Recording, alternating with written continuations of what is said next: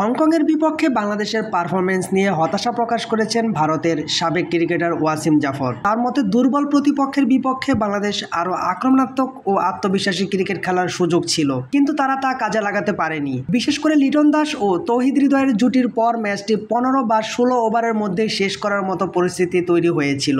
ESPN cricket ইনফোতে এক বিশ্লেষণে এই মন্তব্য করেন জাফর। তিনি মনে করেন টুর্নামেন্টের প্রথম ম্যাচে বাংলাদেশ চাইলে প্রতিপক্ষের উপর আধিপত্য বিস্তার করে একটি স্পষ্ট বার্তা দিতে পারত তারা আক্রমণাত্মক ক্রিকেট খেলতে প্রস্তুত, এটা প্রমাণের সুযোগ ছিল। তিনি বলেন, হংকংয়ের মতো দলের বিপক্ষে ভীতু বা রক্ষণশীল ক্রিকেট খেলার কোনো প্রয়োজন ছিল না। তিনি আরও বলেন, পিচ খুব একটা কঠিন ছিল না এবং হংকংয়ের বোলারদের বলের গতি তুলনামূলক কম থাকলেও বাংলাদেশ সেটিকে কাজে লাগাতে পারেনি। সম্ভবত শুরুতেই 2 উইকেট হারানোর পর তারা নেট রান রেটের কথা চিন্তা না করে ম্যাচ জয়ের দিকে মনোযোগ দিয়েছে এবং নিরাপদ কৌশল অবলম্বন করেছে। তবে তিনি লিটন এবং হৃদয়ের প্রশংসা করেছেন। তিনি বলেছেন, লিটন ধীরে শুরু করলেও পরে দুর্দান্ত ব্যাটিং করেছেন এবং স্মার্টলি ইনিংস সাজিয়েছেন। হৃদয় কিছুটা সংগ্রাম করলেও দুজনের জুটি জয়ের ভিত গড়ে দেয়। ডেস্ক রিপোর্ট, দৈনিক ডেস্টিনি।